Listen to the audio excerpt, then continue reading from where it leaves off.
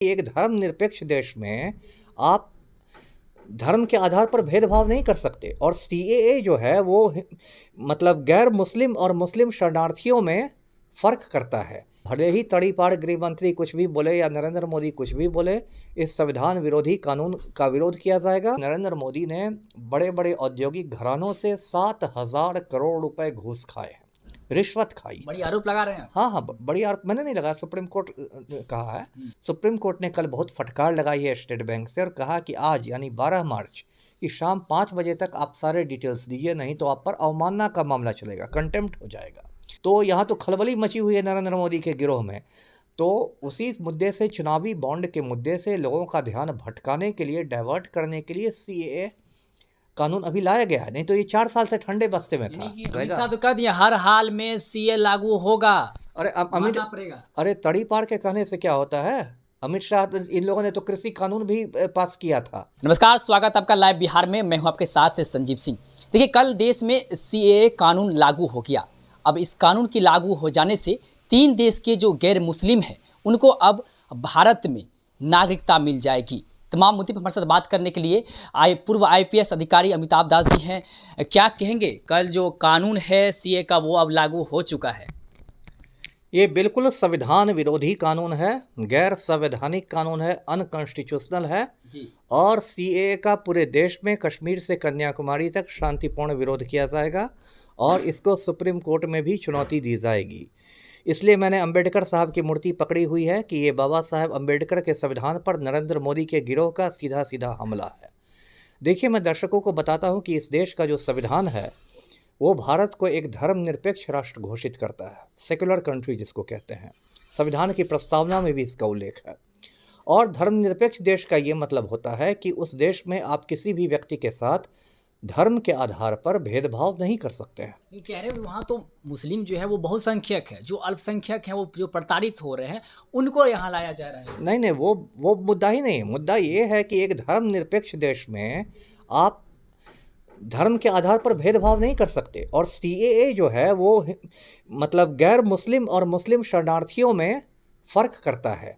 इसलिए ये संविधान विरोधी कानून है और भले ही तड़ीपार गृह मंत्री कुछ भी बोले या नरेंद्र मोदी कुछ भी बोले, इस संविधान विरोधी कानून का विरोध किया जाएगा। और देखिए, इसकी आप टाइमिंग देख लीजिए। टाइमिंग क्या है?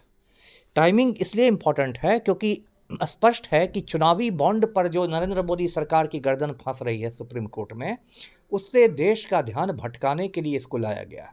अब मैं दर्शकों को बता दूं कि नरेंद्र मोदी ने बड़े-बड़े औद्योगिक घरानों से 7,000 करोड़ रुपए घूस खाए हैं, रिश्वत खाई। बड़ी आरोप लगा रहे हैं। हाँ, बड़ी आरोप मैंने नहीं लगाया, सुप्रीम कोर्ट कहा है।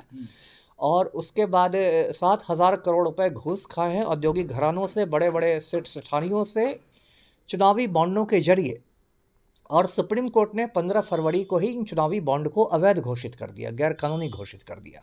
और उसके बाद सुप्रीम कोर्ट ने स्टेट बैंक ऑफ इंडिया से कहा कि आप सारा डिटेल्स दीजिए। चुनाव आयोग को कहा कि सारे डिटेल्स आप अपने वेबसाइट पर डालिए।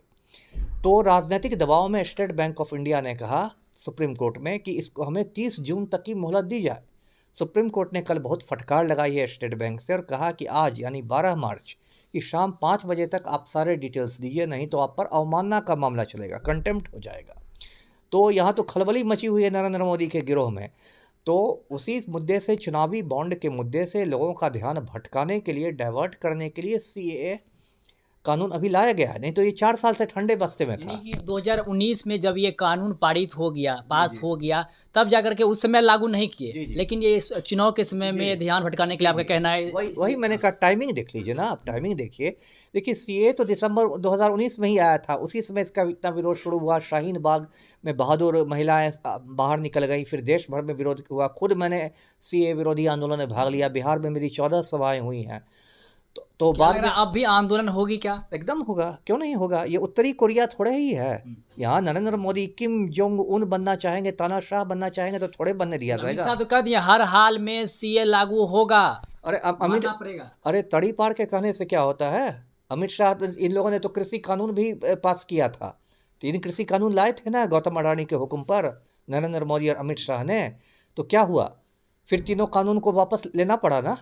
अमित शाह कोई ऑल माइटी ने ना हो गए हैं। केरल के मुख्यमंत्री हैं, वो कह दिए हैं कि वहाँ पे कानून लागू होने नहीं देंगे। साथ साथ ममता बनर्जी बोल दी कि पश्चिम बंगाल में किसी भी हाल में ये कानून हम लागू नहीं होने देंगे। क्या लग रहा है कि ये लोग रोक पाएंगे क्या? बिल्कुल रोकेंगे, बिल्कुल रोकेंगे, क्योंकि मैंने कहा ना, ये संविधान विरोधी कानून है। और कई राज्य भारत के हैं जहां भाजपा विरोधियों की सरकार है। जैसे पश्चिम बंगाल में तृणमूल कांग्रेस की सरकार है, केरल में कम्युनिस्टों की सरकार है, तमिलनाडु में डीएमके की सरकार है, तेलंगाना में कांग्रेस की सरकार है, दिल्ली में आम आदमी पार्टी की सरकार है, पंजाब में आम आदमी पार्टी की सरकार है, हिमाचल प्रदेश में कांग्रेस की सरकार है ना। बहुत सारे राज्यों में, कर्नाटक में कांग्रेस की सरकार है, गैर भाजपाइयों की सरकार है। तो वे राज्य सीए को लागू करेंगे ही नहीं, क्योंकि ये गैर संवैधानिक है। उसका सुप्रीम कोर्ट फैसला करेगा, और इतना ये मतलब संविधान का उल्लंघन है कि सुप्रीम कोर्ट इस पर रोक लगा देगा। तो जिस तरह से नरेंद्र मोदी की किरकिरी हो गई थी कृषि कानून को लेकर, एक बार दोबारा किरकिरी हो गई। तो हमारे साथ बात कर रहे थे पूर्व आईपीएस अधिकारी अमिताभ जाट जी। इन्होंने साफ तौर पे कहा, जिस प्रकार से कृषि कानून जो है वो लागू नहीं हुआ था, वापस हो गया था लागू होने के बाद भी, ठीक उसी प्रकार से सीए कानून भी जो है ये वापस होगा। आंदोलन होगी, प्रदर्शन होगी, साथ ही साथ सुप्रीम कोर्ट में भी चुनौती दी जाएगी। और चुनाव के समय में साथ ही साथ सरकार जो है आरबीआई वाले जो वर्तमान में मुद्दा चल रहा है उससे ध्यान भटकाने के लिए सीए कानून को इस वक्त लागू किए हैं। तो देखने वाली बात हो गई कि लोकसभा चुनाव नज़दीक है, ऐसे में जो है सरकार इस कानून पे अड़े रहते हैं, या दूसरी तरफ जिस प्रकार से पश्चिम बंगाल की जो मुख्यमंत्री है ममता बनर्जी और केरल के मुख्यमंत्री जो है वो कह दिए हैं कि किसी भी हाल में वो अपने राज्य में कानून को लागू होने नहीं देंगे। तो क्या आगे होता है, तमाम अपडेट हम आप तक पहुंचाते रहेंगे। आप देख रहे लाइव बिहार, बहुत बहुत धन्यवाद। लाइव बिहार यूट्यूब पर सब्सक्राइब और फेसबुक पर लाइक जरूर करें।